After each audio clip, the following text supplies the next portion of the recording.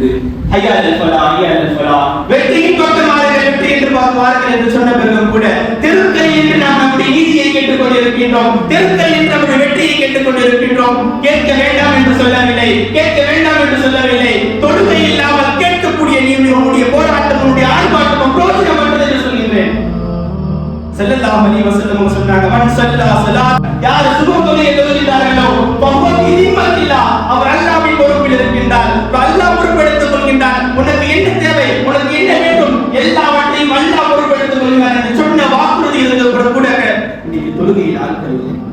இன்னைக்கு தொழுகை வரக்கூடிய பாருங்க, தொழுகைக்கு வரக்கூடியவங்களை பாருங்க, பஜர் தொழுகைக்கு வரவங்க 40 வயசுக்கு மேல உள்ளவங்க தான் தொழுகைக்கு வர்றாங்க. என்ன ரிட்டைர்மென்ட் ஆனவங்க தொழுகைக்கு வர்றாங்க. தொழுகைக்கு பஜர் தொழுகைக்கு வரவங்களை பார்த்தோம்னா 40 வயசுக்கு மேல உள்ளவங்க, 30 வயசுல உள்ளவங்க நின்று தொழ முடியாம உட்கார்ந்து தொழுவங்க பள்ளி வாசலுக்கு வர்றாங்க. எங்கு போனார்கள் இளைஞர்கள்?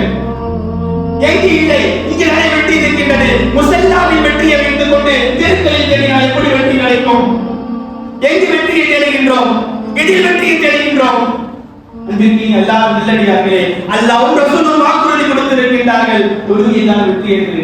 அப்படி இருந்தும் கூட வயசானவங்க தொழுகைக்கு வர்றாங்க, இளைஞர்கள் தொழுகையில் ஆள காணும். எங்கு போனார்கள்? என்ன நடந்தது? தொழுகை இல்லாமல் ஒன்றும் இல்லை. அல்லாஹுல்லதி பைனனா வ பைனஹும் ஸலாத்.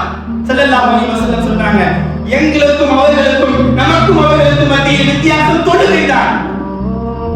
தொழுகைதான். தொழுகை விட்டு விட்டு என்ன போராடினாலும் என்ன செய்தாலும் பிரயோஜனமற்றதுதான். எவ்வளவு ரச்சை செய்தாலும் சரி, உன்னிடத்தில் எவ்வளவு பலம் இருந்தாலும் சரி, எவ்வளவு பெரிய கூட்டம் இருந்தாலும் சரி, கஷ்டம் தான். தொழுகை